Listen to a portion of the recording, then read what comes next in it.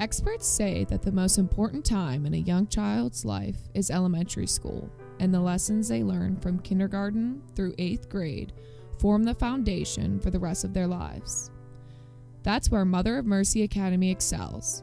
For over 70 years, Mother of Mercy has provided a faith-based Catholic education to children in the South Hills.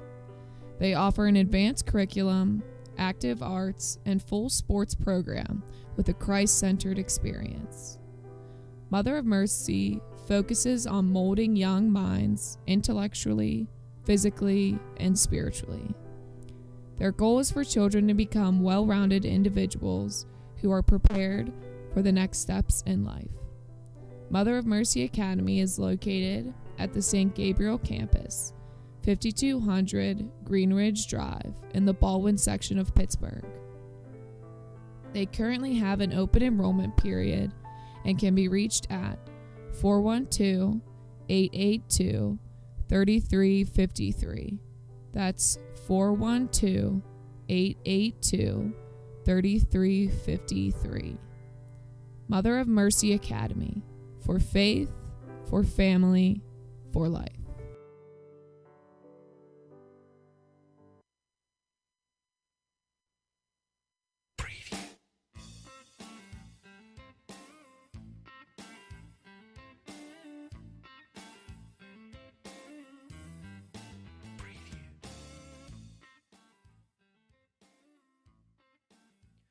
All right, good evening, ladies and gentlemen. Welcome here, Three Rivers Broadcasting. Alex Fidruszewski with you, and it's time for the Corner Kick. I'll be with you for the next hour or so to go over the world of soccer for you. We've got quite a bit to talk about, so hey, let's get straight into it. Again, I'll be with you here on Three Rivers Broadcasting for the next hour, and I want to welcome everyone into our live broadcast, which happens here each and every Monday night from the Myers Management Studios here in Pittsburgh, Pennsylvania. We want to thank our new title sponsor for the program, the Polish Falcons of America. Make sure you visit them online, polishfalcons.org.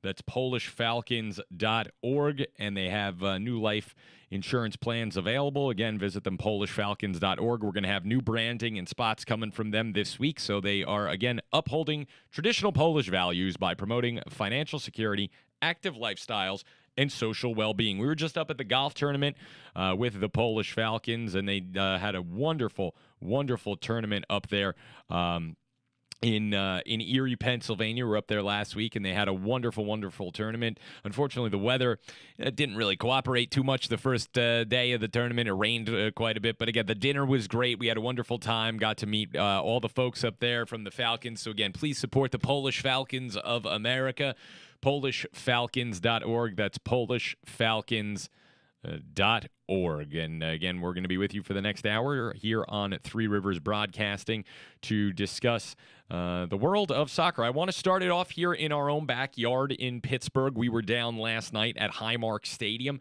as the Riverhounds cruised, I think that's the best word to use, to a 4-1 victory over Atlanta United 2 at Highmark Stadium. Again, Russell Cicerone, his first career hat trick, 3 goals for him on the night, and Tommy Williamson, who's on loan from the San Jose Earthquakes, also scored. The Hounds had their highest output of the year. There was a goal scored in the 15th minute by Darwin Mateus to level the match at 1, and we'll get into that in a little bit. But the Riverhounds, they piled it on after that. They put 2 more in the first half. We're up 3-1 at halftime, and then closed it out later on in the first half. Pittsburgh had gone 2 matches without scoring a goal, which, entering into the tough part of the season where they were facing some of the top-tier competition in the USL, not necessarily the best sign. I'm sure there were some alarms going off for Bob Lilly after those. And in the second minute, Pittsburgh comes out. They get a penalty kick, a foul by Aiden McFadden, pulls down Russell Cicerone off the ball at the edge of the box. We got a video of the penalty kick. Cicerone missed the penalty kick. Rios Novo, the goalkeeper for Atlanta, full extension save, knocked it away out of bounds. But a minute later, Cicerone made up for the miss. Alex Dixon played a nice ball through the defenders. Goalkeeper comes off his line. Cicerone, bottom left corner, and it's 1-0. Match tied up in the 15th minute on that goal by Mateus. McFadden, ironically, who commits the foul, sends across from the right side into Mateus, who's in the center, controls the ball. Nice shot past Vitiello, evens things up. But then it kind of the pendulum swung, and that was it. After that, the Riverhounds were in control. 26th minute, Kenardo Forbes takes a ball on the right side, hits Williamson with a low pass in front of goal, puts it away. Just a one-touch finish. That's his 4th of the season for the 20. I think he's still 21 or just turned 22 year-old Loney from San Jose. He was their first-round pick in the MLS draft.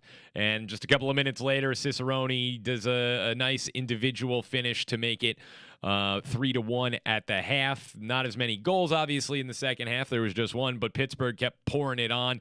Dixon had a good shot in the 53rd minute that went just over the net. 63rd minute, header from Cicerone goes wide. And then just a couple minutes later, Cicerone from Dixon taps it in right in front of where I was sitting. His 11th goal of the season, having a career year. Clearly the man of the match was for us and the whole media. Riverhounds man of the match, of course. First hat trick since Nico Brett for the Pittsburgh Riverhounds. That was in the 2019 Eastern Conference playoffs. That was a 7-0 victory over the Birmingham Legion. Was there as a fan that night up in the VIP area. Brett had 4 that night. So, again, a good performance from Russell Cicerone. 4 shots on target, 3 of them into the back of the net. The only one he missed was the penalty kick, and he scored a minute later. So, all was forgiven after that. A good performance for them.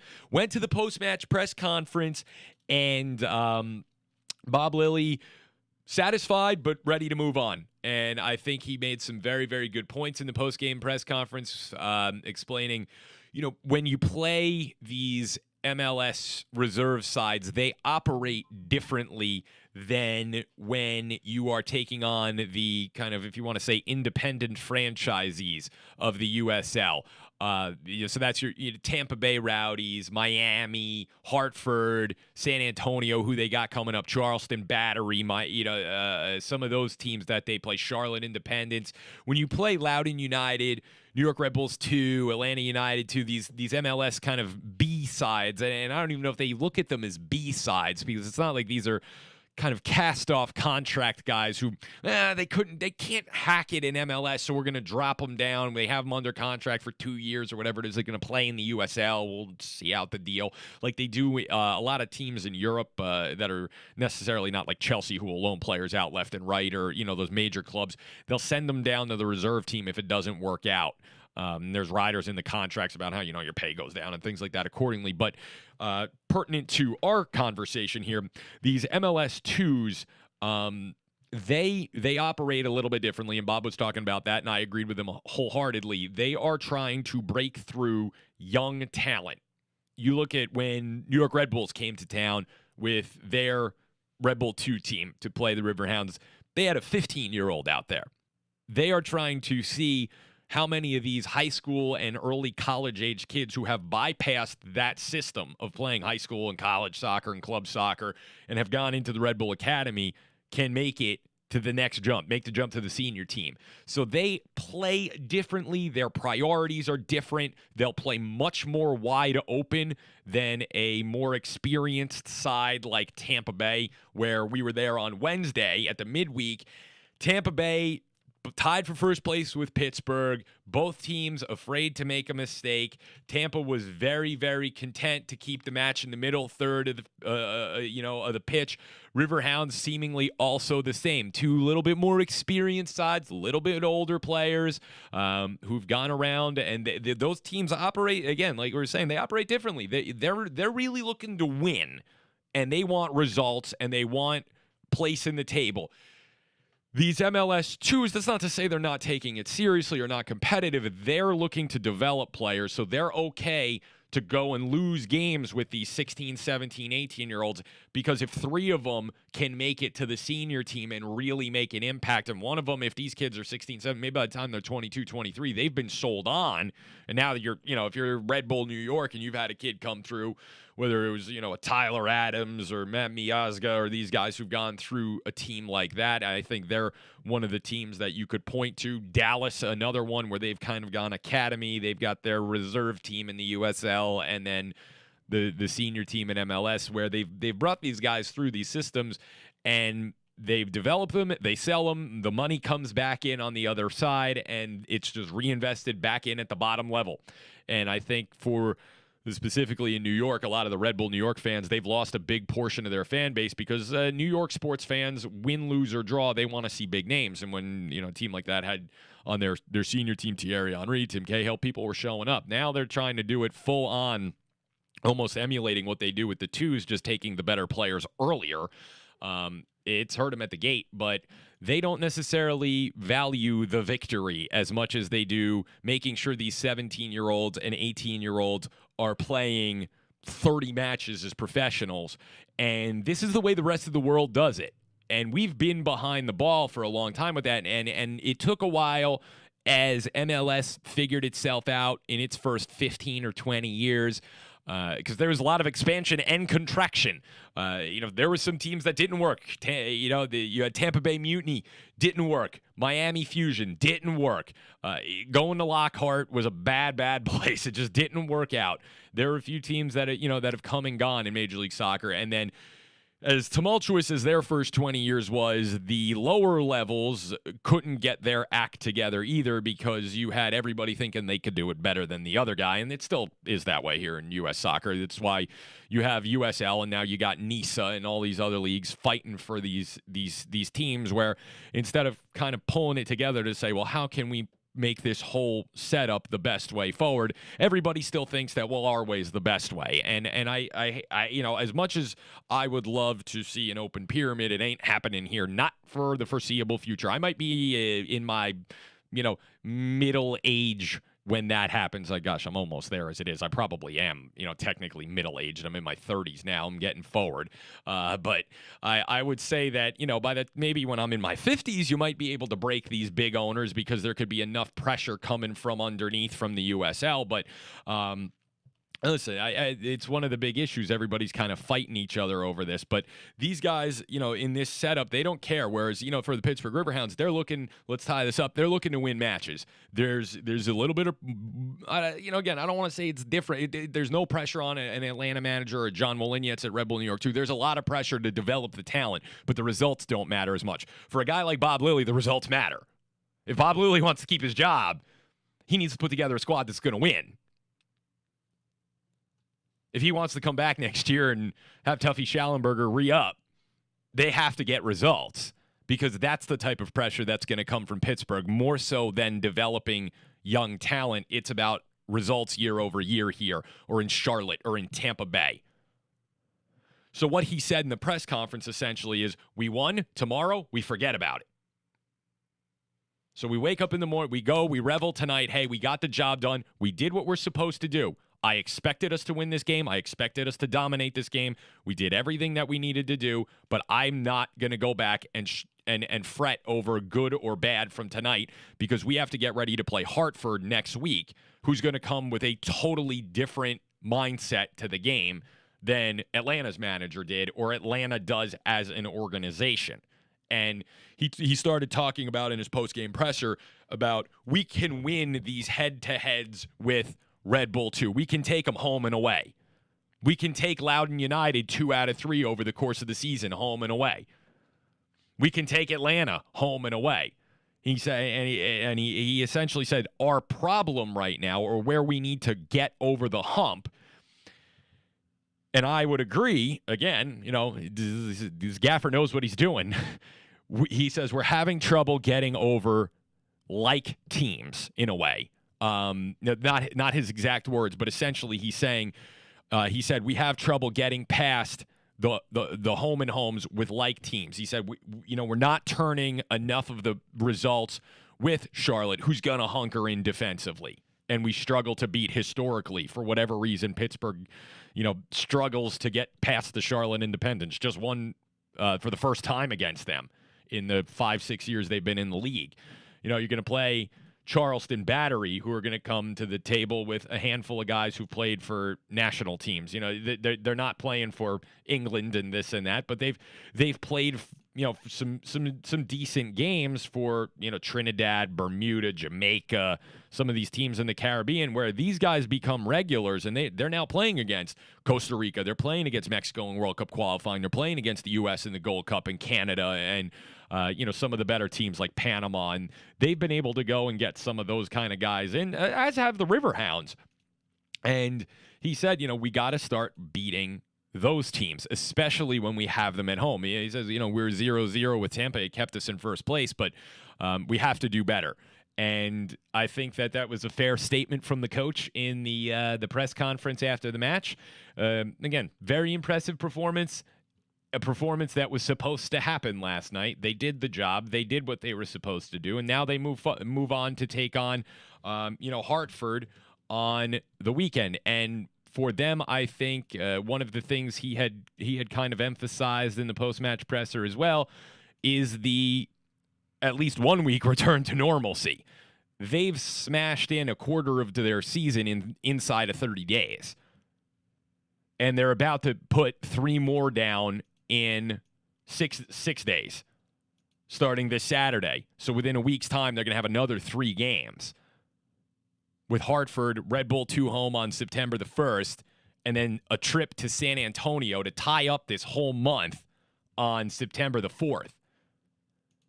So right now, for them, regeneration is the word of the day. They need the recovery day today, and the training days coming up are going to be very, very important for the Riverhounds as they try to get some guys who have some tweaks and knocks and things like that back to full fitness. They know they're without Albert Dikwa for a while, and he's been very, very effective up top for them. His movement off the ball is very good. As they go to Hartford, this is a team that's had 3 losses from 4. So they should have some confidence, even though the game is in Hartford. This is a team that, again, has lost 3 out of 4. They lost in Colorado Springs 4-2. Lost to the Tampa Bay Rowdies down there, 1-0. Beat the Charleston Battery, and then lost to Miami. That's their last set of games. So only 2 positive results from their last 5. And for the Riverhounds, they beat Hartford in July. July 31st was the match at Highmark. That was a 3-1 victory for the Riverhounds, and they were in the driver's seat for most of the match, and you could see the goals were coming. It took a little later in the match for it to happen. Dixon had 2 that night.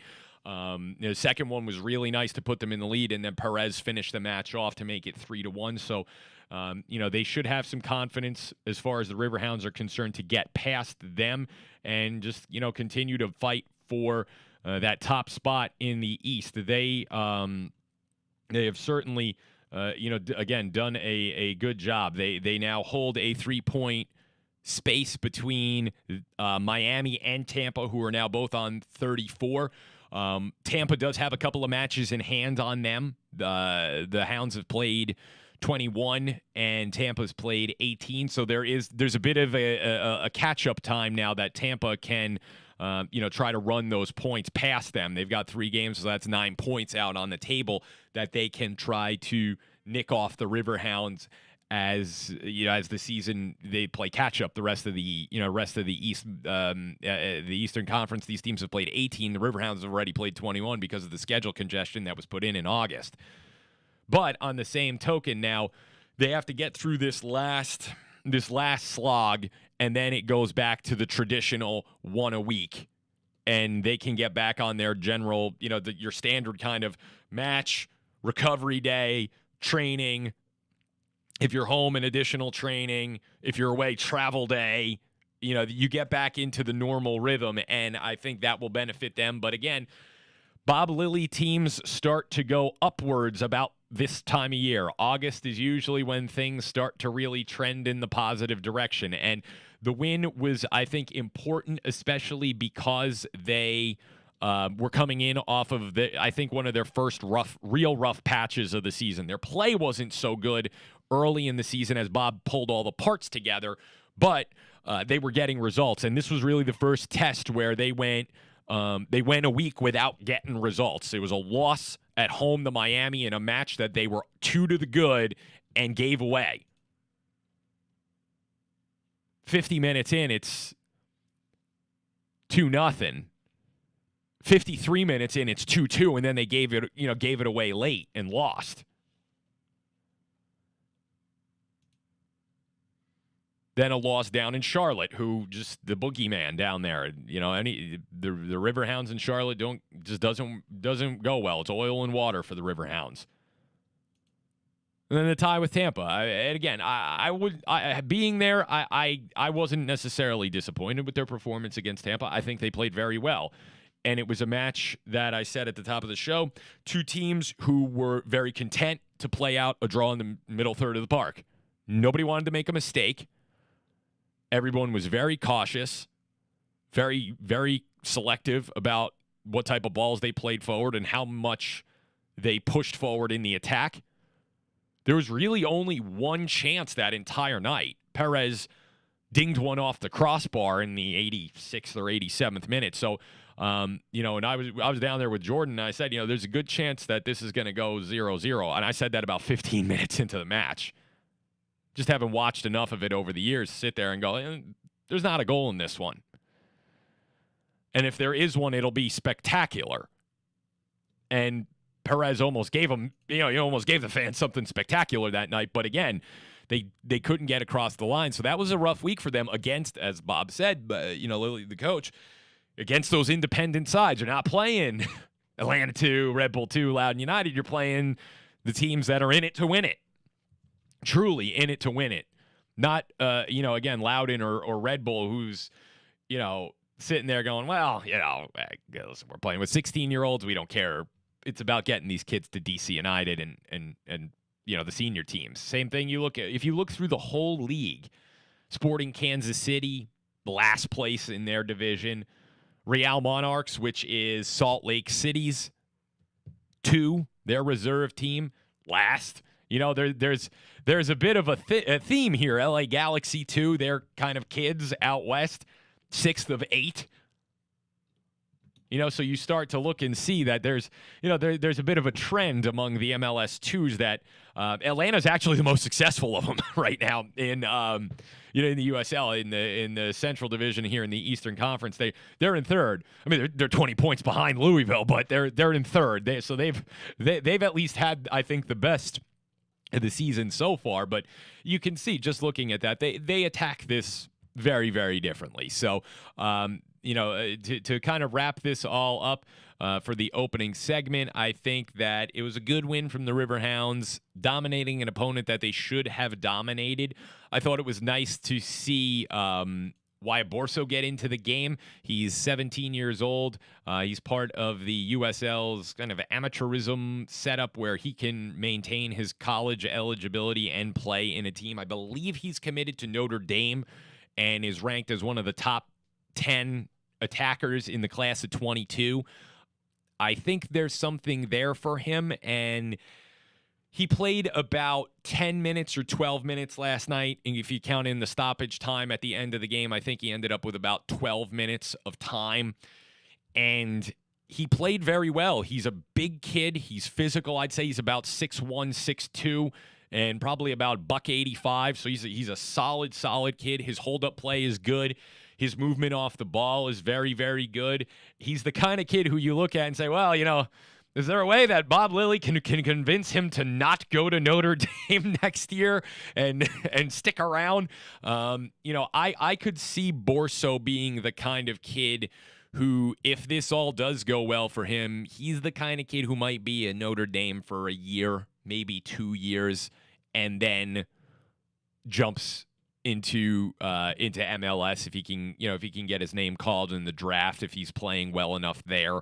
But there's some potential there with Borso. Again, at 17 years old, a high ceiling. I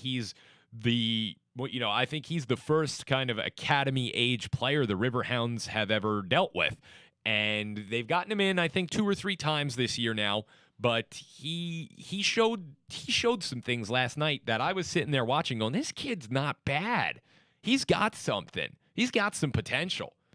So it'll be interesting to see if he gets any more, any more time going forward. And I think, Bob Lilly also had said one more thing in the press conference, that the Riverhounds are in the mix and in the hunt to look for a free agent attacker, obviously, with Dikwa out for an extended period of time. He's not sugarcoating it. I mean, there were 5 or 6 of us there for the media press conference, and he goes, we're looking. We're on the market, and we are looking for a free agent attacker to try to potentially bolster us as we get into the final third of the season towards the playoffs. I think he's got 3 very good options. You can play, with Dixon out wide, Williamson, and Cicerone, who can play either out wide. And he said last night, he sounds like he's a bit happier out wide, but he can also play in the number 9 spot. And Williamson can definitely play in that number 9 spot too. So they've got some really, really good options. But with Dikwa out, I think Bob Lilly may feel they need one more. And I think that's essentially what he alluded to last night. But again, good performance. Now they've got to buckle back up and get ready to take on Hartford on the road, and they get 2 more breaks with Red Bull New York 2 on September 1st and Loudoun on the 11th. Those are 2 games that should theoretically play out as the Atlanta game did last night, and has for the most part of the season when they played them. They slipped up once at Loudoun, but that was very, very oddball night. There were thunderstorms. The game was delayed. It was on and off. It was pouring rain. Sometimes you just you forget about that one when you're playing a 30-something match season. But after that, the last month of the season is exclusively matches against these, as Bob, called them, the independent franchisees of the USL. So it's Charlotte, Charleston, Miami, Tampa, and you're rotating that again, Miami, Charleston, and Hartford home on the end of the end of this. Now again, 4 of the last 6 are at home, and 3 of the last 4. So that's going to bode well in their favor. And the crowds usually get bigger as they start to get closer to the end of the season and first place is on the line. Circle Sunday, October the 10th. It's a ways away, but that's Tampa Bay Rowdies at home. That match could have serious implications for first place, sandwiched in between back-to-back trips to Miami. I think Bob Lilly will learn what his team is really made of.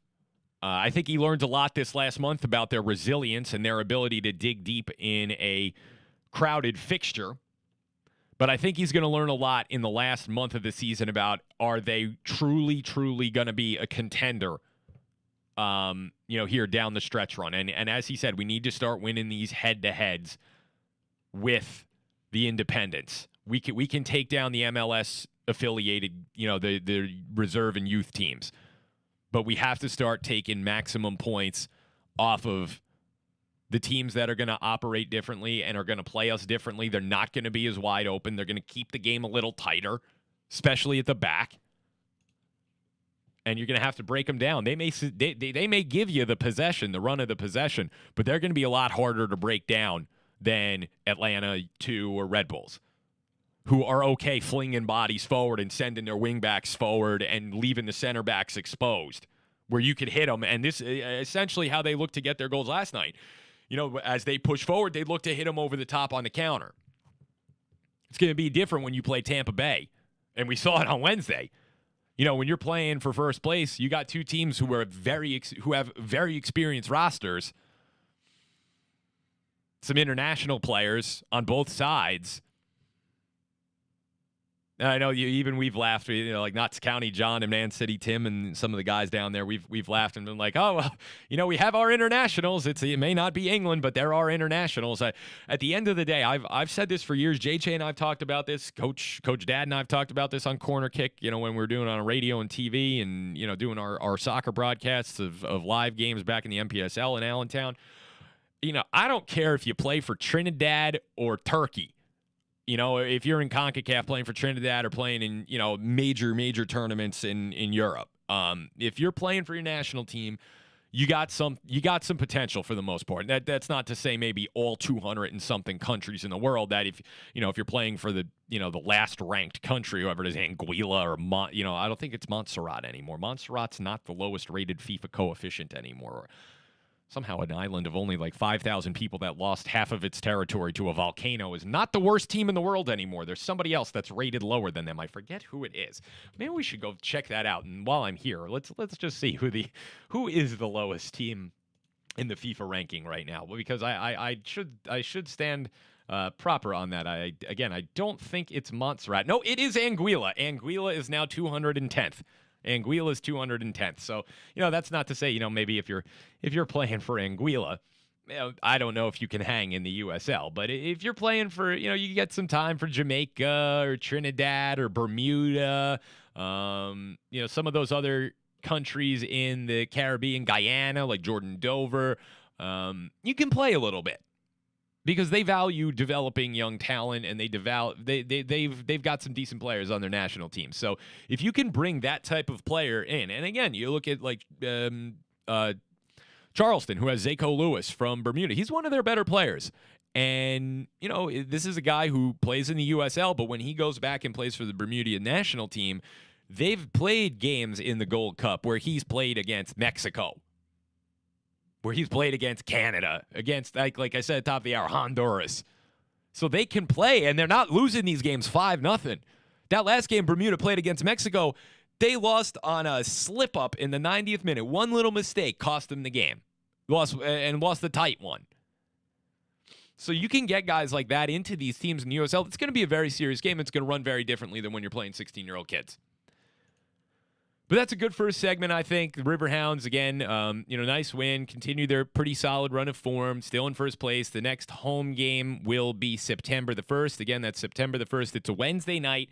It's a 6 p.m. kickoff. They got one more Wednesday 6 p.m. kickoff, and that's against New York Red Bulls 2. So if you're looking to do something for that night, it's an early night out. You can come down. You'll be home by 9 o'clock. So come on down, support them, and then a big run of home games towards the end of the season. I also want to thank Matt and Zach and Vic and, of course, Tuffy Schallenberger, the owner of the Riverhounds, for allowing us to come down and be a coverage provider from Three Rivers Broadcasting.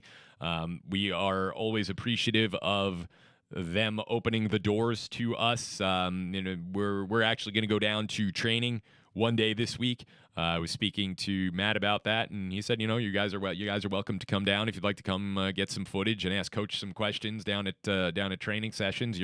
Media is always welcome. So, we're very excited that I think I'm going to do this one solo, but I'm going to go down to training for the Pittsburgh Riverhounds this week, at least one time, and just snoop around, get some photos and videos for Three Rivers Broadcasting, maybe grab an interview with Coach Lilly if we can, and some of the players as they get ready for the stretch run. But again, I want to thank the staff and the ownership group there, led by Tuffy Schallenberger, the Pittsburgh Riverhounds, for opening the doors to us here at Three Rivers Broadcasting, especially as we're in our infancy and just moving up the ladder here in Pittsburgh Broadcasting. But I think we do a pretty professional job for everybody that we work with, and I'm very happy with what we've been doing down there specifically. Looking forward to getting involved with the Washington Wild things here in the next couple of weeks, and Andy and I will be talking about that. I know they're in the home stretch of the season, but we're going to try to get down to a couple of games before it's out to build for next year. That it's another sports affiliate that we have some coverage abilities with, and we talked to them and met them. So we're excited to work with them,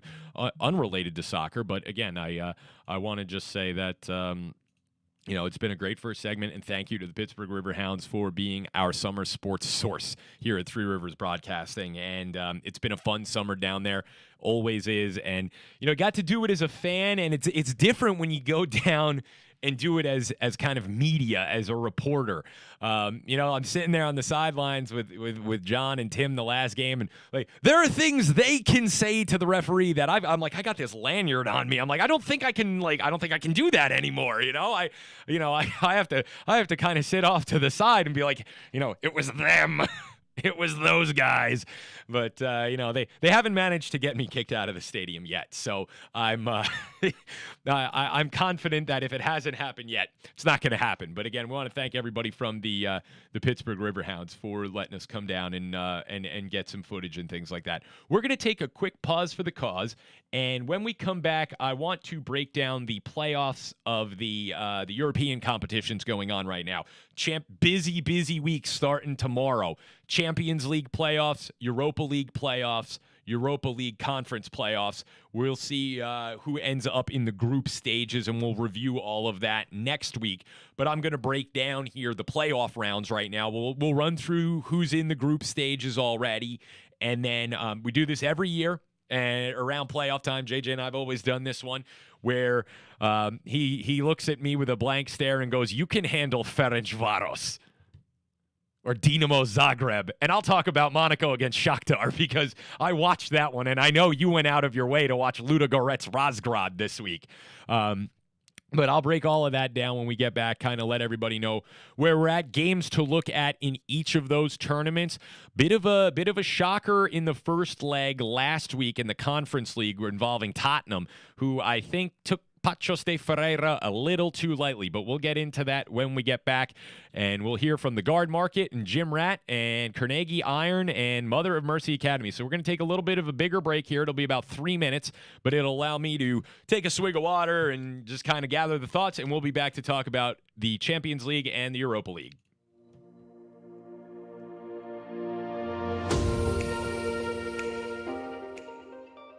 The Guard Market is a digital marketplace that provides customers with access to licensed security professionals on demand. Let's face it, you have a lot to do running your business, and security, well, that's our business. We take the hassle out of searching, vetting, and scheduling private security guards for your unique needs. Just tell us what you need, when you need it, and we'll handle the rest. Guard Market security service partners are carefully screened and thoroughly vetted to meet the demanding needs of our diverse client base. Using advanced technology, we match you with the most qualified service provider based upon your specific needs and geographic requirements. For more information, you can visit our website at www.theguardmarket.com and call Andrew at 732-266-9344 with your service requests today. The Guard Market, security on demand.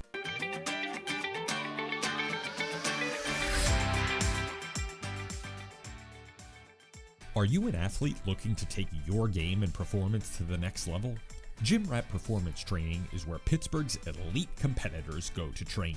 We specialize in personal training, strength, speed, and agility training, sports-specific training, and we offer the best basketball player development in the City of Champions. If you are ready to transform your body, expand your mind, and reach your potential, it's time to join the Rat Pack at gymratpt.com. That's GYMRATPT.com. Gym Rat Performance Training, punishing Pittsburgh since 2016 because rats don't rest.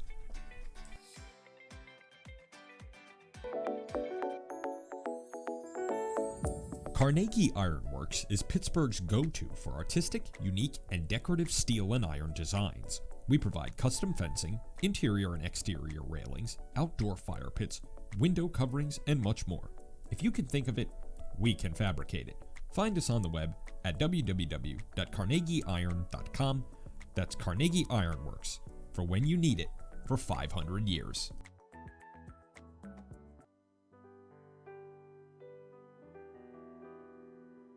Experts say that the most important time in a young child's life is elementary school, and the lessons they learn from kindergarten through 8th grade form the foundation for the rest of their lives. That's where Mother of Mercy Academy excels. For over 70 years, Mother of Mercy has provided a faith-based Catholic education to children in the South Hills. They offer an advanced curriculum, active arts, and full sports program with a Christ-centered experience. Mother of Mercy focuses on molding young minds intellectually, physically, and spiritually. Their goal is for children to become well-rounded individuals who are prepared for the next steps in life. Mother of Mercy Academy is located at the St. Gabriel campus, 5200 Greenridge Drive in the Baldwin section of Pittsburgh. They currently have an open enrollment period and can be reached at 412-882-3353. That's 412-882-3353. Mother of Mercy Academy, for faith, for family, for life. Again, we'd like to thank all of our fine sponsors here at Three Rivers Broadcasting. And, of course, we'd like to thank our title sponsor for our sports programming now, the Polish Falcons of America. We're going to have all kinds of great branding coming from them here in spots in probably the next week or so. I've been in touch with their marketing team, and we're going to get all that squared away and get them started here. And, again, they've been upholding Polish values by promoting financial security, active lifestyles, and social well-being for many, many decades. PolishFalcons.org. I myself am a legacy of the Polish Falcons. We have had, in my family, great aunts, great uncles, grandparents, all involved with the Polish Falcons over the years. So I'm very happy to be able to work with the Polish Falcons. So please visit them at PolishFalcons.org. They offer a wide variety of life insurance plans as well as fraternal activities, including sports. They have golf tournaments and bowling tournaments and all types of great athletic activities and social activities. They have nests throughout Western Pennsylvania as well as beyond. So if you are watching us and you're in Chicago and you would like to become a member of the Polish Falcons, you can do so by going to PolishFalcons.org, and you can go and fill out a request for information, and they will reach out to you, or you could call the number on your screen, 1-800-535-2071. No matter where you are in the United States, you can go and hear from the Polish Falcons, and you can reach out to them, and they will sell you a wide variety of life insurance policies. And even more so than that, there are social benefits that come with being a member of the Polish Falcons. The nests that are open to you throughout the country if you're a member of the Falcons, and the ability to participate in a wide variety of their cultural and sports activities as well. A fantastic Polish ethnic fraternal, the Polish Falcons of America. Now, in the last 15 minutes or so of the program, I wanted to touch on, we've done this every year. This week is one of the most exciting that happens in soccer every single summer. I think it's the most exciting week, where we get into the playoff rounds for the Champions League and the Europa League across the pond. Now, there's the Champions League qualifying rounds are always cool to watch. There's some very, very good teams, but now you've gotten down to the real nitty-gritty in the playoff round, because waiting after this is the group stage, and that's where you have Chelsea and Atletico Madrid and Man City, Bayern, Inter, Lille, Sporting, Real, Barca, Juve, not even in pot one because of the way they do this now. And I get it, it's to try to increase the competitiveness. When they used to seed it just straight based on the coefficients, if you did this right now, pot one, and they'd all avoid each other, Barca, Real, Juve, Bayern, City, Atleti, United, and PSG probably would make up the first pot. 1, 2, 3, 4, 5, 6, 7, 8. Yeah, that would make up the first pot. Liverpool would be in pot 2. But now, because they've kind of mixed this up where league winners, and you take the Europa League winner, there might be a little bit more to talk about once you do the group stage draws. But that's who's waiting in the group stage. Teams like that, Porto, Ajax. But the playoff rounds are underway now. They've also changed the away goals rules around, things like that. And I kind of like the away goals rule in one aspect, but now it also has removed the ability of we're going to just try to, we got an away goal, so we can just try to hunker in and we can, it's a little bit different now. You got a little bit more to play for in the Champions path, because they've broken up the dependent on the Champions and the league paths. In the Champions path, Red Bull Salzburg, where the American Jesse Marsh used to manage, where Aronson from the Union now plays, defeated Brøndby 2-1. It was Brendan Aronson who got the winning goal in Salzburg in front of about 20,000 there in the 90th minute, kind of last touch of the game, to put Salzburg in the driver's seat as they now go to Denmark for the second leg. In the next set of matches, Young Boys from Bern in Switzerland hold a 3-2 edge over Ferencváros from Budapest. Now, they're going back to Hungary, so that'll be a pretty nutty trip to take. Anytime you go to Eastern Europe in these types of tournaments, it's never an easy game. The crowds are bigger. They're a little more impassioned, I should say, than in Western Europe, where I don't want to say that it's hooliganism, but it's kind of still hooliganism, not as violent as it was in the 80s in England. That was pretty bad. And the 90s in Eastern Europe was really, really out of control too. But anytime you have to take that trip past Germany and Austria, once you get even into the Czech Republic a little bit, it starts, though the Czechs aren't, I think, as intimidating an environment. Maybe if you have to go to Sparta or Slavia Prague. But once you really get into Slovakia, Hungary, Poland, the fan bases are far more, I think, passionate about their team. So Ferencváros coming home down a goal, certainly not out of the running to Nick Young Boys and get into the group stage of the Champions League. And they've been coming for a little while. That the Hungarian, probably the most storied team out of Hungary is Ferencváros. 120 plus years old. They've won, I don't know, almost probably 24 titles, 32 titles, 32 times they've won the Hungarian league, runners up 36 times. So you do the math. That's 68 times they've been in the top two. So essentially, on average, out of 120 years, every other year they're in the top two in Hungary, and they've been coming for a little while. Malmo defeated Ludogorets 2-0 in Sweden, so they've got a little bit of work to do. The shocker in the Champions Path and Champions League last week was Sheriff Tiraspol from Moldova, who's the most cashed up team in what is otherwise a largely poor country. Defeated Dinamo Zagreb 3-0 in Tiraspol. So Zagreb, who is one of the stronger teams from Eastern Europe, one of the wealthier teams in Eastern Europe, really took it on the chin and has a lot of work to do to dig out of that as they go back to Zagreb on Wednesday. Three might be too much. You know, they're a much bigger team than Tiraspol, but Tiraspol, they've invested well. They've signed well.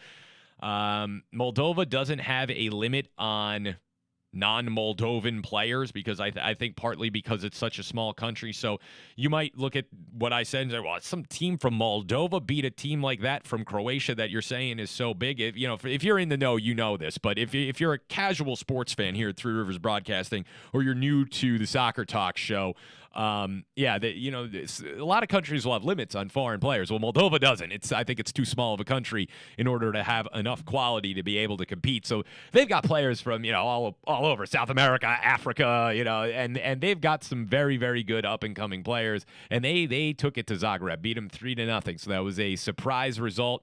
I thought Tiraspol could maybe nick them at home 1, but not 3. So Zagreb's got work to do. Shakhtar beat Monaco on the road. Shakhtar from the Ukraine, another one of those teams that they know how to utilize their foreign spots very well. And Shakhtar, for I guess almost 15 years now, has had this pipeline to Brazil. And they've got, I think it's about a dozen Brazilians on Shakhtar's team, including a couple of Brazilians who've been naturalized because they have been in the Ukraine for, whatever it is, 8, 9, 10 years, whatever it is, to become a citizen there. But Shakhtar goes down that Brazilian route, and they've got some really, really quality players as well. So Shakhtar won to the good. Benfica beat PSV from the Netherlands 2-1. So the return leg coming up tomorrow for that one.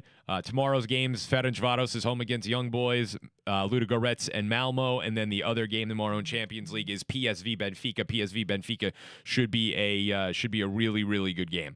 I think that's probably the one to circle in the whole thing here for as far as the Champions League is concerned. Specifically because, Shakhtar, you might struggle to find that one on television. I'd imagine that the Benfica game will be a little easier. Or you could go online and find some stream and test your antivirus. But PSV and Benfica was a good game last week. I got to see a little bit of it. Should be a good one again tomorrow, the return leg, with Benfica leading that one 2-1. We'll follow them and we'll give you the scores. I thought it was good that Aronson got the winner for Red Bull Salzburg last week to put them in the driver's seat towards making the group stage of the Champions League. And as the results come in, we'll go over them next week. Now switching over to the Europa League, the group stage. There's the handful of automatic qualifiers that are already in there: Lyon, Napoli, Leverkusen, Lazio, Braga, Eintracht, Leicester City is in there as well, and then a host of other teams: Marseille, West Ham United. And again, we go over that after the draw, who's in what group. But the playoff round started last week. I think that there's some really, really decent matches worth paying attention to coming up on Thursday. All the Europa League matches are on Thursday. Specifically, I think the best one of the day could very well be Legia Warsaw against Slavia Prague. That went 2-2 in Prague. I watched that one in its entirety. Pretty decent performance from Legia on the road to get a draw.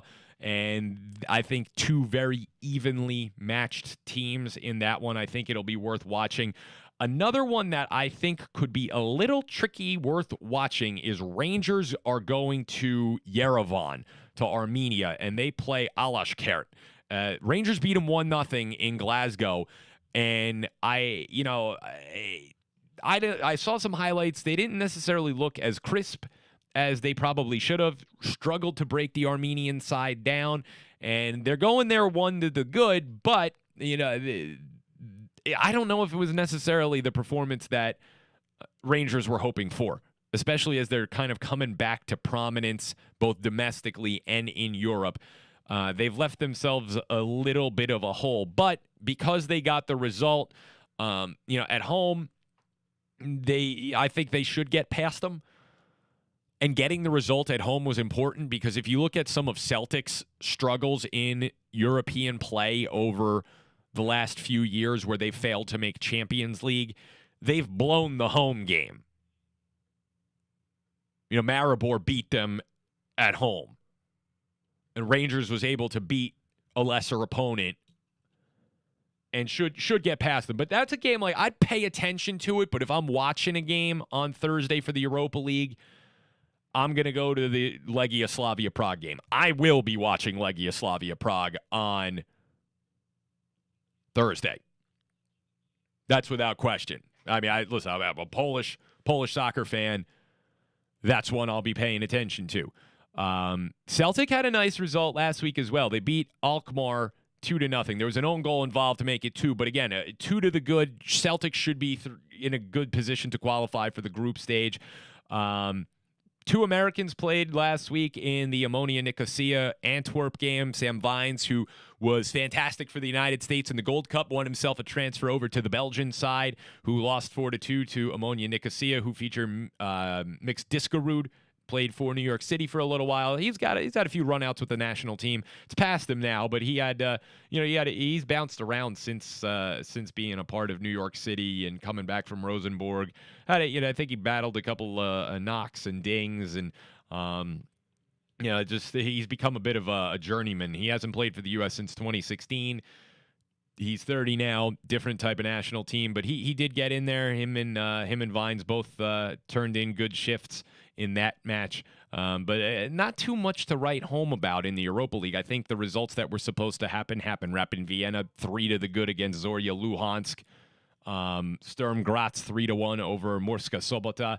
And Olympiacos, same thing. Olympiacos beat Slovan Bratislava 3-0. Now the losers of this will make the Europa Conference League. They have a third tournament now, which I wasn't a fan of when they announced it, but the more I think about it and look at some of the teams that have progressed through, I guess I'm okay with it.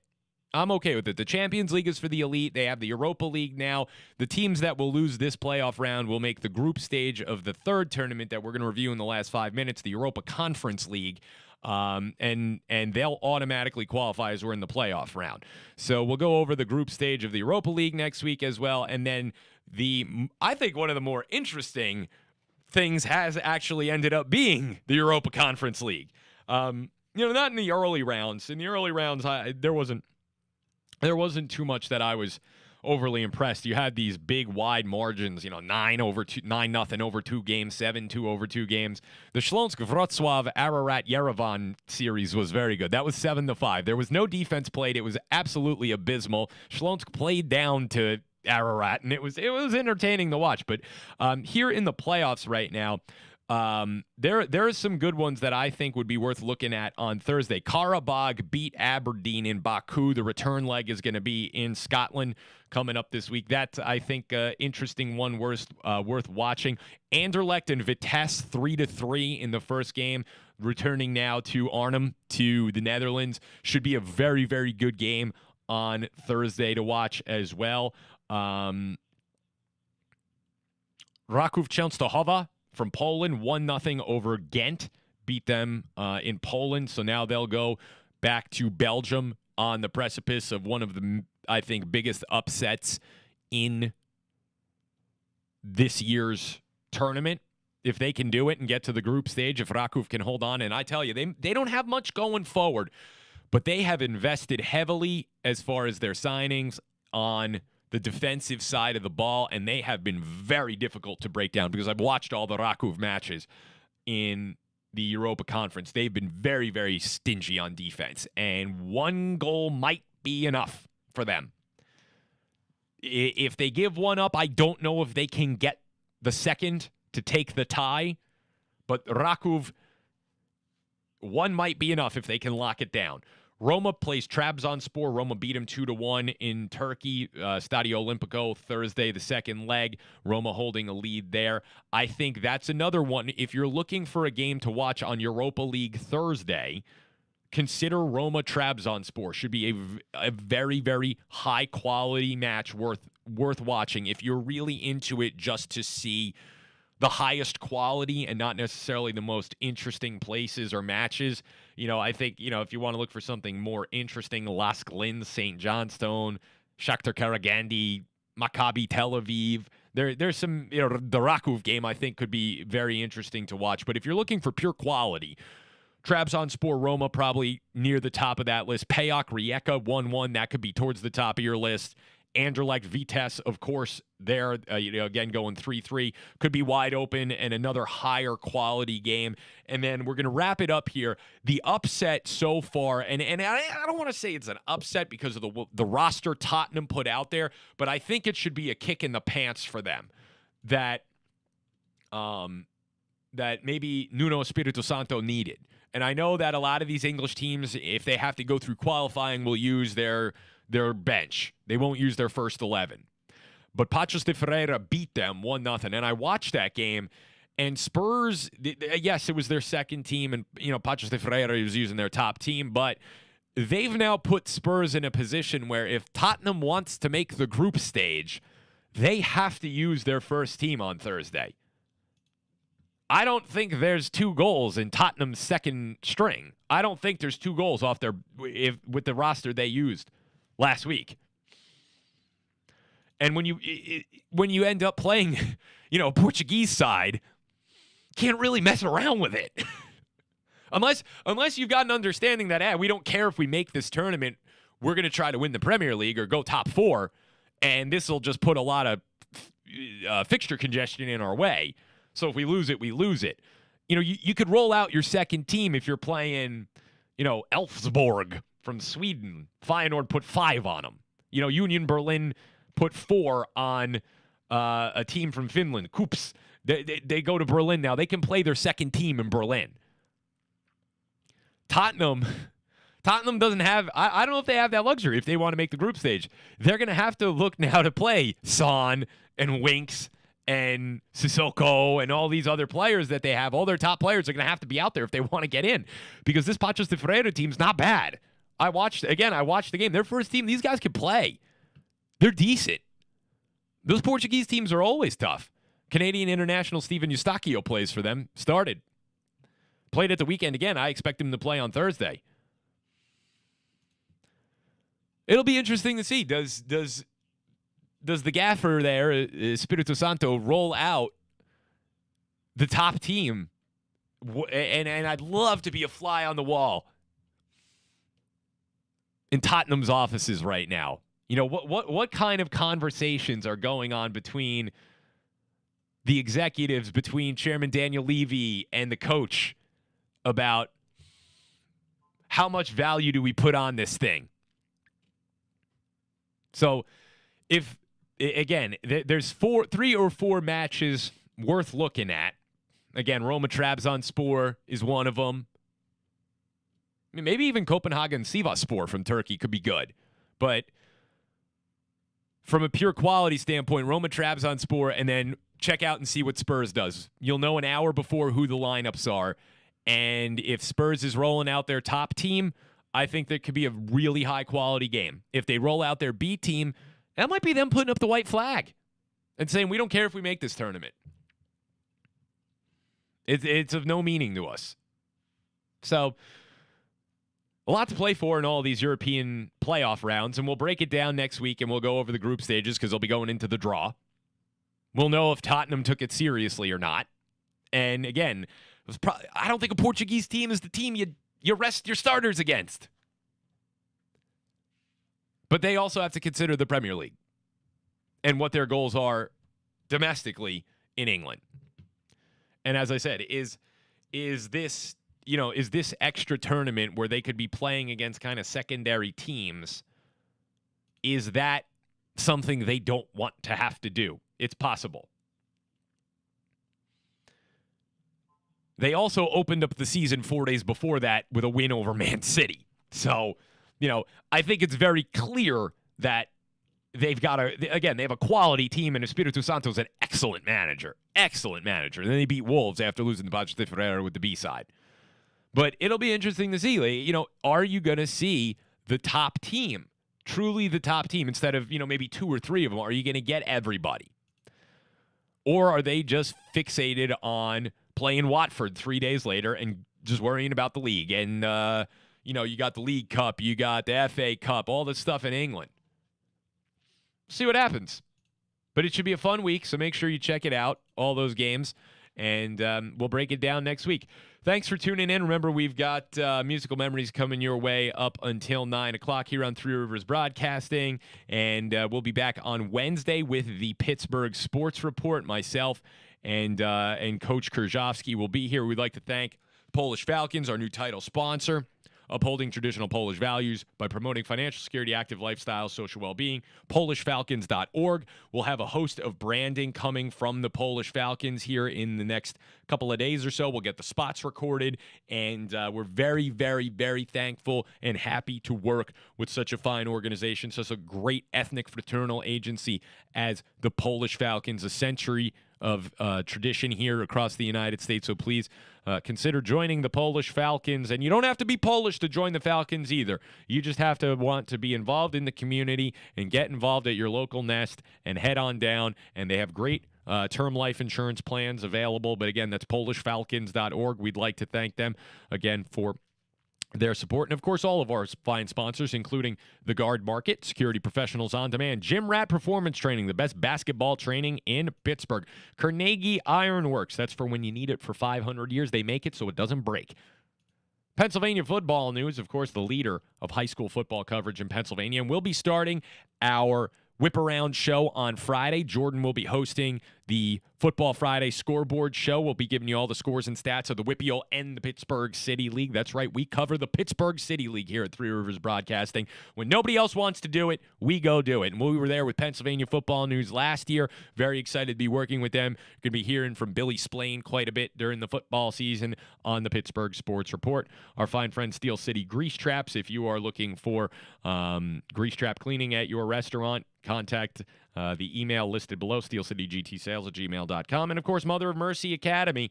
And visit them, motherofmercyacademy.org. Find Catholic education here in the South Hills. Our whole staff was Catholic school kids, and I think we're all better for it. So, again, the investment you make in your children now will pay dividends in the type of person they are when they are in their 20s and 30s. So, again, please consider Mother of Mercy Academy here in the South Hills. That'll do it for us. I'd like to thank everybody for tuning in, and thanks again for checking out the Corner Kick. We'll be back next Monday for more soccer talk on 3